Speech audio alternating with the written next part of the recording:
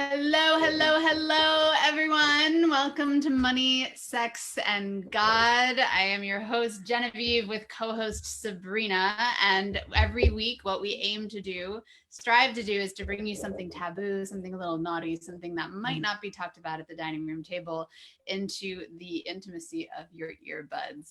That is our desire and our hope for you. And every week, we have super awesome expert panelists come on and speak to us about their experiences and their expertise. And it is up to you, if you are leaning into the conversations, to share this with your friends, to ask us any questions that come up, to comment.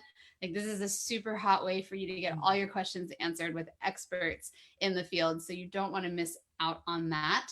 And so I am super excited for tonight because this is a dear friend of ours. I had to bring Sabrina on because it's just a big love fest over here of excitement. We're so excited. And we're going to talk about some shit that's really up right now, like some shit that's really real and really up right now. And so it will resonate with you no matter where you are in, like, along the spectrum of gender and sexuality, which is what we're going to be diving into today. So you're going to want to stay on. You're going to want to learn and really dive into this conversation. So take a moment to, like, get rid of distractions, drop into your body, and really, really, really bring your full attention to the guests that we're having on today. Before, I know I keep teasing you, I really like teasing. Before I bring them on, I just want to read their bio because it's actually really fucking epic. So this human's name is Terra Anderson, who again is a dear friend and also is a leading voice for LGBTQ plus inclusion in the sex education and health industries, with over 15 years of experience working in the social justice arena and 20,000 hours fine-tuning their expertise in gender justice. Terra's dedication to ending gender and sexuality-based violence, which has me in tingles, has set a standard for gender inclusion that is revolutionizing health professions across the board. Terra is the founder of Embody Emerge and the Queer Competency Certification, a trauma and sex therapist, published researcher, and a certified erotic blueprint coach. Yay, Terra! Thank you so much for coming on. We're so happy to have you. We've been wanting to do this conversation for months. Yeah. So I'm really glad that you're here. Everyone say hi if you're watching. I'm just going to check the feed to make sure we're good, but say hi if you're watching. Let them know that you're here watching and you're interested in this conversation, because you should be. Terra, that's a lot of accolades. Like, that's a lot. I'm a little, like, I'm humbled right now. That's because you look so young to me, right? Like, I'm like, what's going on? So it's all the orgasms. It's all the fuck the system, totally. And I'm curious, Terra, about how, like, what brought you to this place of, freedom that you're living in now, and why this matters so deeply to you. Because, you have all these accolades, all these things of certification, but I know it's the deeper why that has driven you into all of those places. So I'd love to hear a little bit about your story, a little bit about what brought you here. Yeah, I mean, I'll go way back to the beginning. Like, please. I came out of the womb going 100 miles an hour. I was half my mom's height by the time I was 9 months old. I, went through puberty super early. I had the biggest breasts in my class in the 6th grade. I was just like on a fast train for development my whole life. And I that brought me to hit up against society's fuckery really early on. And I saw the damage patriarchy does really, really early on. I was hypersexualized. I went through a lot as a little itty bitty kid. And that created some real fast track damage for me that I then had to climb out of in my very early teens. And I was forced to grow up, basically. I felt like I came out of the womb like growing up in a strange way, right? And so I think that in that and in my recovery process, some of the things that really grounded me and rooted me back in this world, back in this life, was service work and the desire to correct the system that did so much damage to me early on. And so, you know, at 15, I started public speaking, and I started like really doing work around the intersections of drug abuse and class and domestic violence and gender really early on. And so those numbers that you see in there, I started young, learning about this stuff and moving through and pursuing psychology and pursuing body-based healing, because that was the only thing that was going to work for me. I was not a human being that was very receptive to sitting on a couch and talking to a therapist. I needed to get into my body, right? And I knew that I wasn't the only one. And so those worlds combined, they collided in this kind of epic story of recognizing that the human psychology and the human physiology are deeply, deeply connected. And if that's the case, then healing on the personal, the individual level is probably going to mirror healing on the collective level. And so doing body-based intervention around social justice causes, I think, is our next way through. And that's kind of how I came to found Embody Emerge and start doing embodied activism teaching around gender and sexuality. As is this sense of sovereignty, right? Is like Exactly. what, and it's that we're sovereign not because it's like, oh, it's just us and ourselves. It's we're sovereign so that we point the mirror inward, and we don't have to keep pointing it outward and going, this needs to change, this needs to change, this needs to change. Well, what about within? What's going on within you that's contributing to the whole? And so I'm resonating with so much of your story, especially the physiology part, coming from a perspective where I was put into therapy, where that was like my only kind of choice, and then recognizing that there was such a disconnection from my mind and body, but not knowing like where to go, what doctor do I go to be like, I feel like my body isn't mine, and I'm like hijacked all the time. It was just like, well, here's the therapist.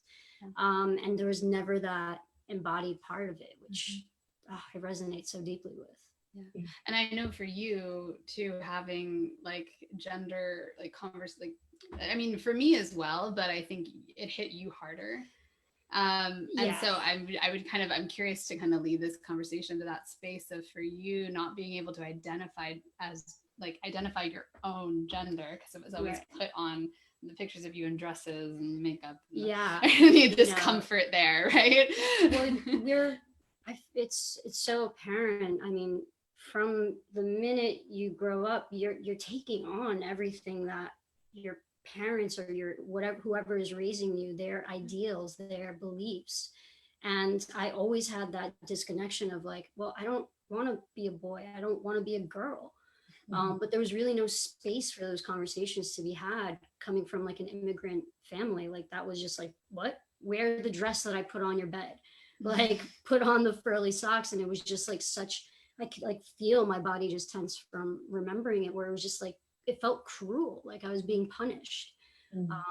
So it's just, I resonate. Yeah. So can you speak on that a little bit, Terra? Like, I'm guessing like this is something that you see often with people as they kind of work through their gender, understanding themselves and their gender, and being able to identify and kind of claim that space in their body. Like, as the way I see it energetically is like a space in their body. Right. I work a lot in the energetics, but like speak a little bit more to that of how does it show up for you? What do you notice as patterns? Right. And what can we do? Right. Like, what do we do about all this madness? That is such a huge question. I know. We'll wait. We got you. I'm going to start with something that Sabrina said, actually, because I think that, yes, it is so true that we are subject to what our parents think and conceptualize around gender, around expression, around gender norms, all that stuff. And I want to get into all of it. And I think that there is another layer. If we can think like concentric circles, like family unit is one circle, but then on the outside of that, there's there's communities, there's culture, there's institutions, right? And all of those things create a sort of script for the way in which we are allowed to express or even experience ourselves. And so, when we come out the womb, we are someone pats us on the back, flips us over, looks at our genitals, assigns a letter on a birth certificate. That letter on that birth certificate determines the trajectory of your life, right? Yeah. Like, It's from the beginning. the color your room is painted, the toys you get to play with, your extracurriculars, how you get to dress, the job that you go into, the amount you get paid in that job, the permissions you have around emotions, all of these things, right? And lo and behold, that sex characteristic, that one sex characteristic, your genitals, determines so much about your life, but it's only one of about 80 sex characteristics that human beings have, right? And so this idea that this one part of your body, even though there's over 80 other options that don't get considered at all, some of them don't even show up until puberty or after, right? That one sex characteristic will determine the clothing that your mom puts out on your bed and says, you don't have a choice in this, right? And that is so terribly painful for me personally, because it feels as though we have been robbed of ourselves. And it's not that mom did that. It's that the system, the way in which our gendered system, our sexed system was created and upheld, it's almost as if we don't know what to do differently. Like there's not another clear option, right? And so it creates a situation where as we grow into ourselves, even if we know our gender at 3 or 5, which is what the research says. Research says most folks know their gender by 3 or 5 years old. Even if that's true, we get put into the situation where we don't get to explore what that means for us until we're adults. And some people, until they're way, way, way later on in life, do they allow themselves permission for that? Or does their culture, create some sort of opening, or their support system create some sort of opening for them to get to explore that? And so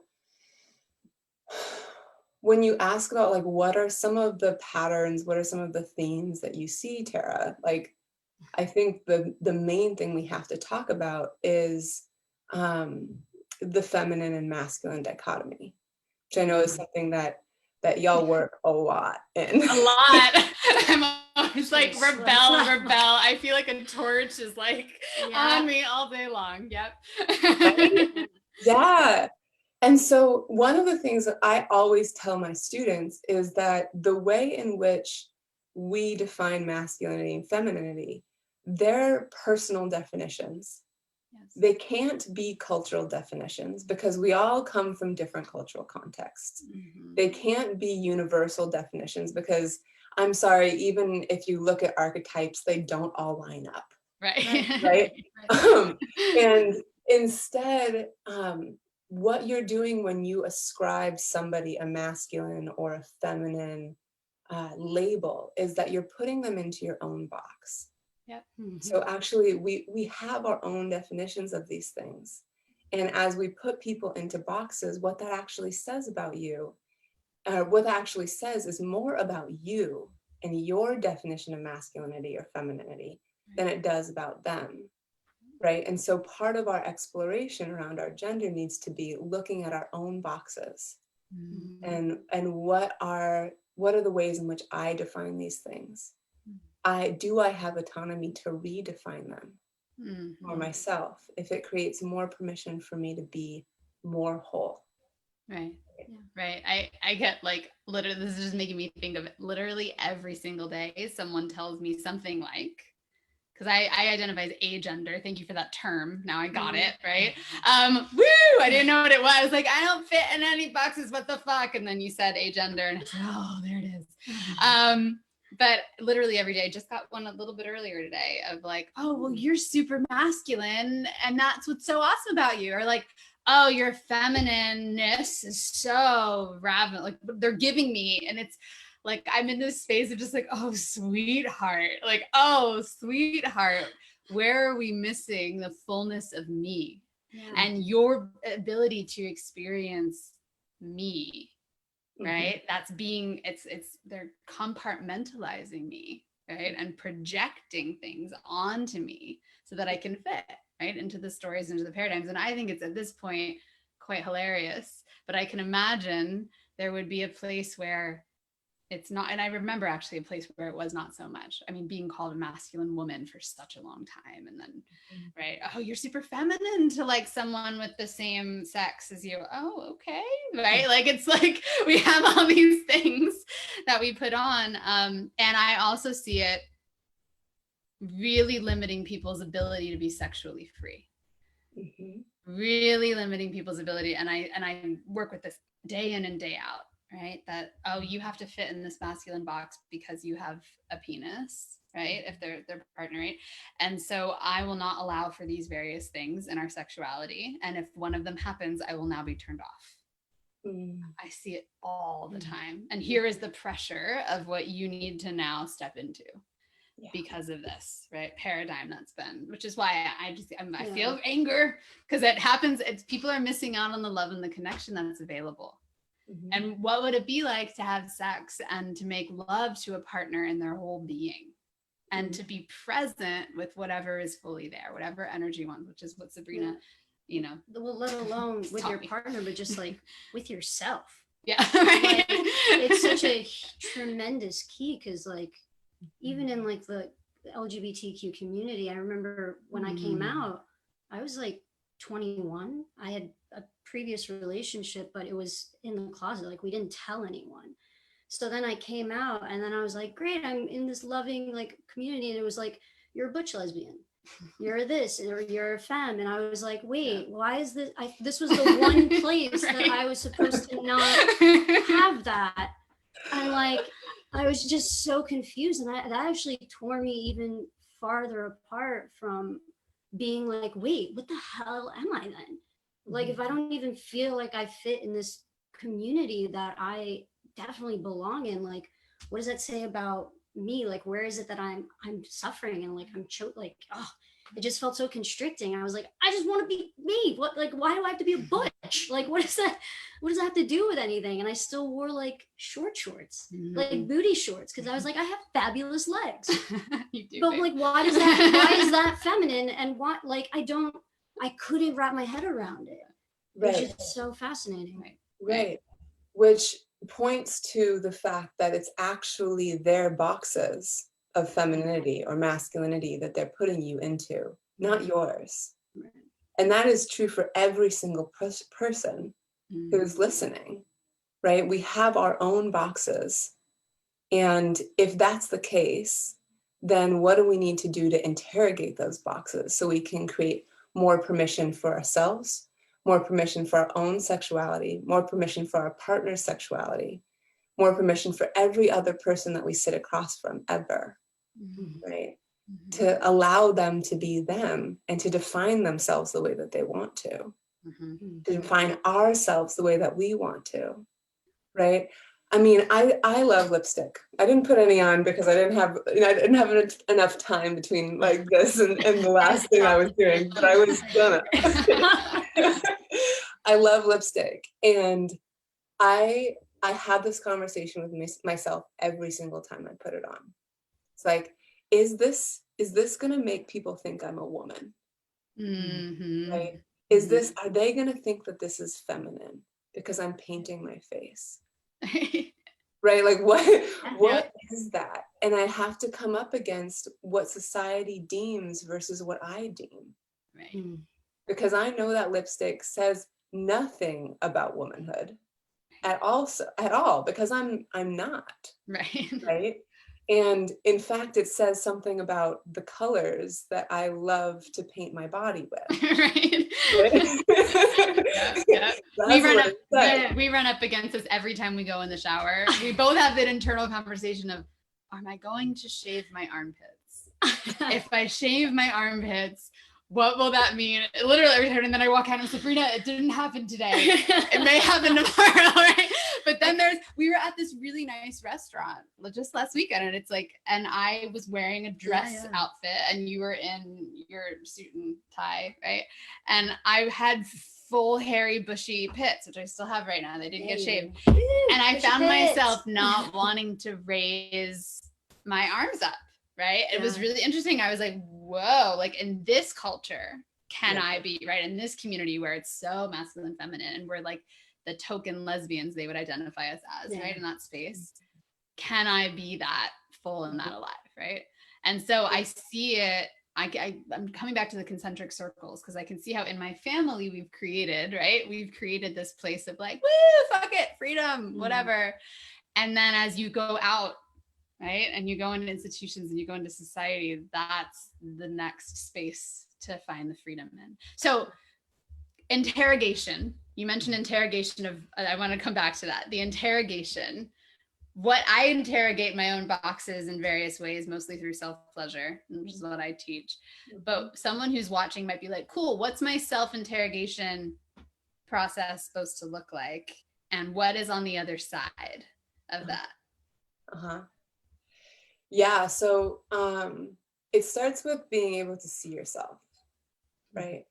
Like you have to get some perspective on you in order to do this activity at all, right? And I know in your work, Genevieve, that this is something that is really, really crucial to be able to see oneself and the way in which we operate in the world. So first step is get some self-perspective, where you're actually like witnessing your thought process. Oh, I see myself associating the lipstick with womanhood. I see myself associating the dress with other gender norms, like having clean shaven armpits, right? I see myself doing that thing. And then asking yourself why. Right. So whose voice is that? Where did I learn that? Who taught me? Who reinforces that belief? Do I agree with them? And if the answer is no, I don't agree with them, then asking yourself, okay, what are the repercussions of not agreeing? Because if you don't assess the repercussions, you're going to slip back into agreement, because there's an inherent threat response that comes up in our bodies when we start to push against the norm, especially if it's a deeply ingrained social norm like gender, right? And so asking yourself, okay, what are the repercussions and how do I make myself okay within those repercussions, right? Not necessarily that I need to accept the repercussions and do the risky thing, but how do I regulate? How do I stay in questioning? How do I stay in enough relationship with an integrity with myself that I can continue this conversation, rather than seeing that like, oh, I'm out with my friends, it's a very cis-het area, I'm in a dress, Sabrina's in a suit, I have hairy armpits, I can't raise my arms, and the repercussions if I do are that they're gonna think XYZ about us, and they're going to feel threatened. They're not going to want to hang out with us. You know, our brains go down some sort of like rabbit hole, right? And therefore, I'm just going to do the thing. But rather like, oh, I see myself thinking that way. How do I self-regulate in the current reality that I have hairy armpits in a dress in a cis-het scenario, right? Because the key to interrogating boxes is staying in relationship with ourselves, rather than being so committed to our relationship with societal norms. Right.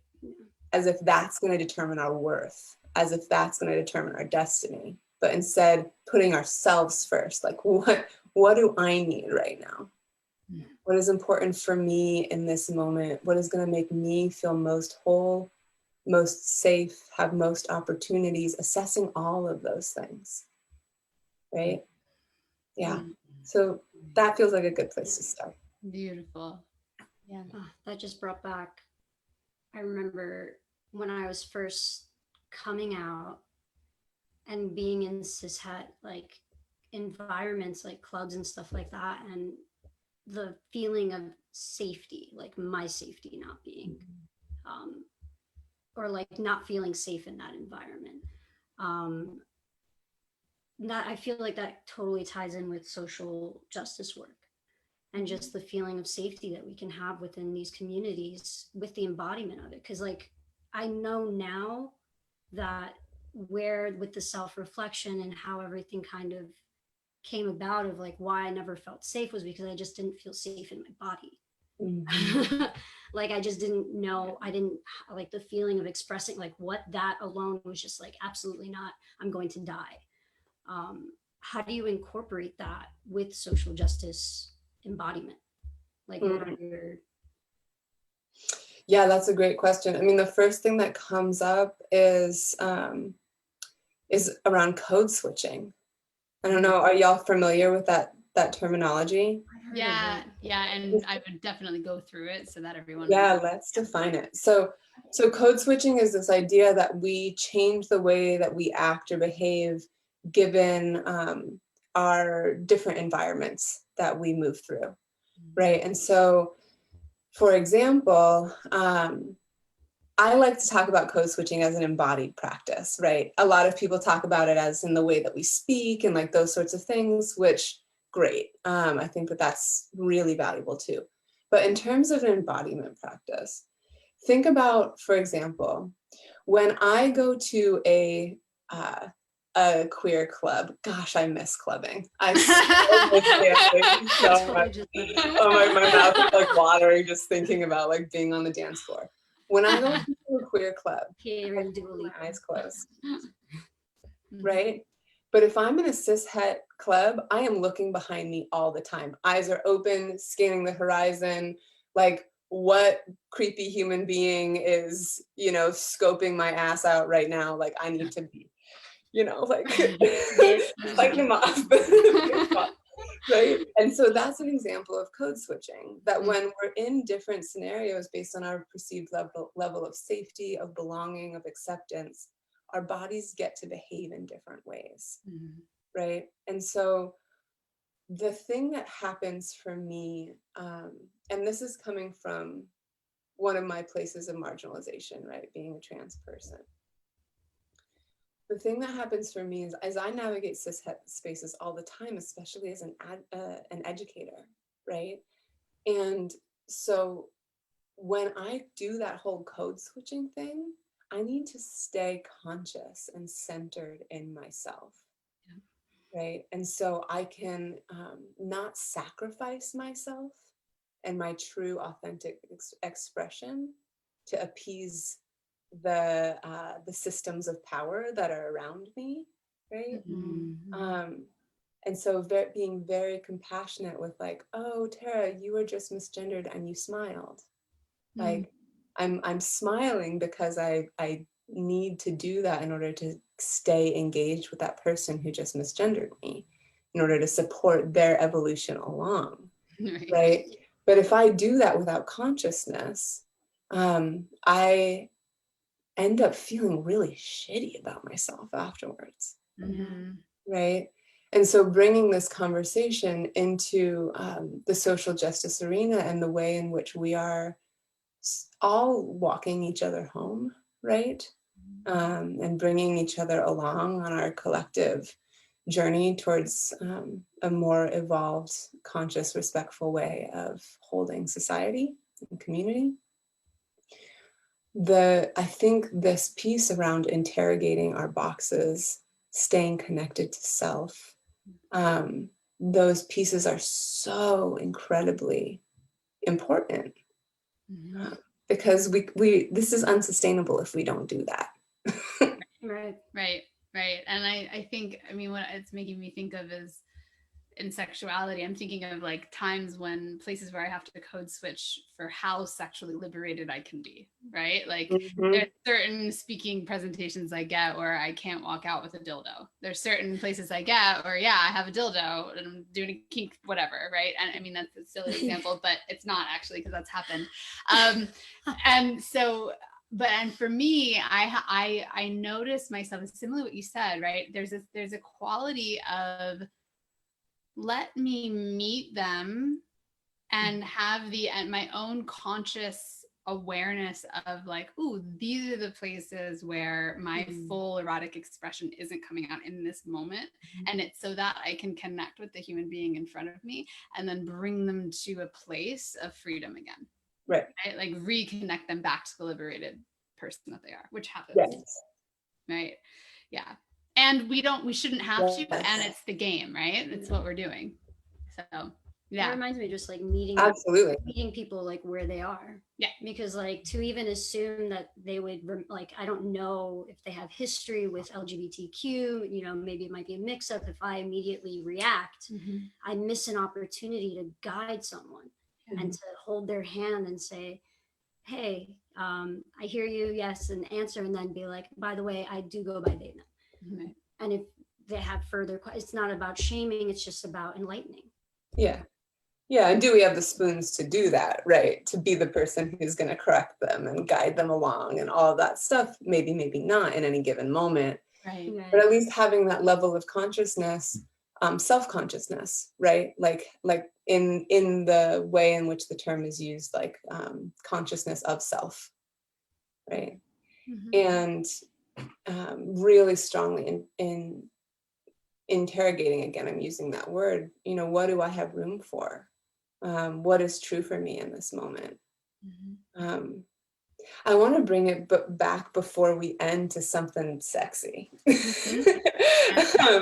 So, you know, one of the things that I'm thinking about around this conversation in our sex lives, right, is that we have this very heteronormative script around sex, that the quote masculine person or the man in the relationship gets to do these certain things, gets to feel these certain ways, gets to make these certain noises, gets to be dominant usually. Like there's all of these scripted things.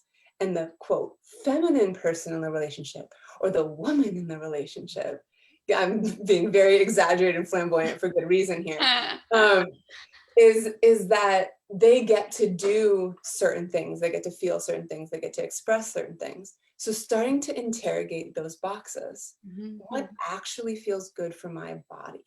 What actually lights me up? What tickles my fancy? Right? Versus what are we told we should do, how we should act? Who gets to wear the dom? Right. You know, all of those things. And I think too, like for people just to bring it back to self-exploration, right? For me, it's the self-pleasure piece, right? Of it's not, you don't have to be your partner's opposite. It's like the biggest thing that I'm like, oh, I want to shout that from the rooftops, right? So what if your partner likes to surrender? You can like to surrender too. That doesn't mean that there's anything wrong with your sex life. So what if both of you want to be dominant? Cool. There's nothing wrong with your sex life, right? So there's these pieces where people are like, oh, but I have to now find this place in my body in order to please my partner and make our sex life yummy. And I would actually say, what if the similarities of what you both desire are there so that you can actually find even greater levels of freedom and wholeness in your sexuality, so that you can actually find edges and nuances and subtleties that you didn't know before, right? Which is like, that's what yummy sex is. It's not putting the puzzle piece of the masculine into the feminine, right? And going, we did it, right? No, the yumminess is the nuances and the subtleties and the mastery of energetics and claiming in every single moment what it is that your body desires, right? That's basically it, right? That's basically what hot sex is, right? So, and I see how with your work, right? Like on an internal level, understanding it understanding and releasing these societal conditionings, right? Mhm. How much that can support you in your erotic freedom. So yeah, say more about that if that's coming to you. Oh yeah, I mean, that is it. Yeah. That Done. is Everyone it. type that in the chat box. Make sure we all know this. Take some Get the notes. script. This someone is writing very important. Oh my gosh. I'm flashing back to that moment in sex ed when like there was like the banana and the condom, and it was like there Yeah. was like this moment of like, this is the script. This is the thing that I'm supposed to internalize as the way that sex goes. And I am so young and I have never experienced this, and I've, never inserted anything inside of myself. And what does this even mean, right? Right. And yet I have all of these other untantalized nerve endings that are just like throbbing in the rest of my body Right. to be played with, right? And here's this like one organ that y'all are so focused on. It's always a banana. Oh my God, it's the banana. And I think that one of the things that is so devastating about that is that we're all socialized to follow a certain path when there's the entire forest to explore. Right. Right? And it's like walking the same path over and over and over again. You get so sensitized to what you see. It's no longer an adventure, right? And no matter how many times you walk that path, the forest still exists. Right. Like you still have the opportunity in any given moment to try something else. Right. And so what I want to offer around erotic liberation is that the path itself could potentially be a jail cell. It could potentially be your demise. I'm not saying that any certain path is anybody's demise. Like maybe that path is like ecstasy for you and do it, right? And if it starts to feel like a prison, then what else is there? That's when you start to really look at those boxes that I've put my sexuality in, that I've put my erotic expression in. And maybe trying on some other things to even explore, like would it feel good for me to put on heels when I fuck? Like would it feel good for me to like even if I don't use the dong, just to have it? What ways could I start to challenge the way I was taught about eroticism so that I can find what actually is me? Yes. Yeah. Right. And just is you in that moment, right? And then it'll change again, and then change again, and then it'll change again. And then you're like, oh, that's the forest, right? So so thank you so much. This is like so yummy. We could talk for hours and hours, especially because we busy. We just want to hang out. But tell us about, you've got some incredible things that you've poofed out of thin air, and that they've been changing humans' lives, right? A lot of humans that also work with me are like, yes, about the programs that you have out there. So tell us a little bit about what they are, and we have the links in the description, y'all, so you can check them out while we're talking. Yeah, please. Oh, that's so great. Come, y'all, let's chat. Let's talk about gender things. So the main program that I've got out there right now is the Queer Competency Certification. It's a 4-month deep dive into untangling all of the ways that our society has programmed us into thinking about gender, about our bodies, and about our sexuality. Really, so that as professionals and as just human beings, we can sit with ourselves and others in more fullness.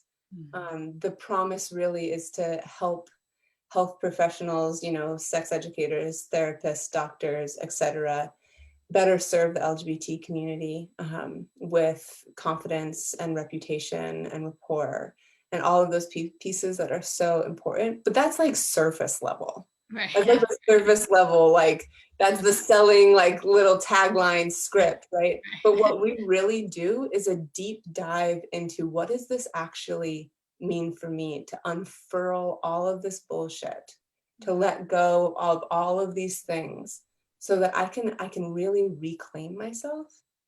And you know, we started out this whole conversation by saying like we were ascribed a gender the day we came out into this world, right? That was put onto us. And the trans community, we get to have the opportunity of reclaiming our identity for ourselves. The cis community, y'all don't ever get to do that. Right. You just exist in that box that was put onto you. And so why interrogate that? Right? But what this course really aims to do is give you an opportunity to choose again, who are you?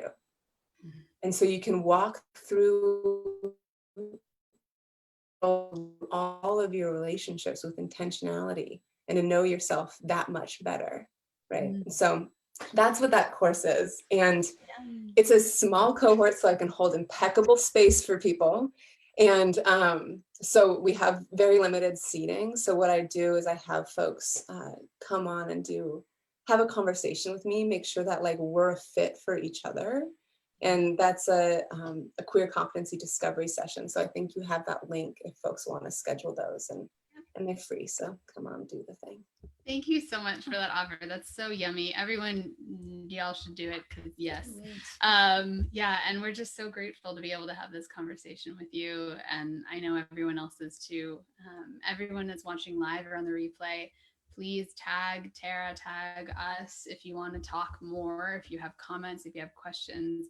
This is really dear to all of our hearts. So I'm so grateful that you're doing this work for the world. Yeah, likewise. Thank you both so much. Such a pleasure. Thank you. Bye. Bye.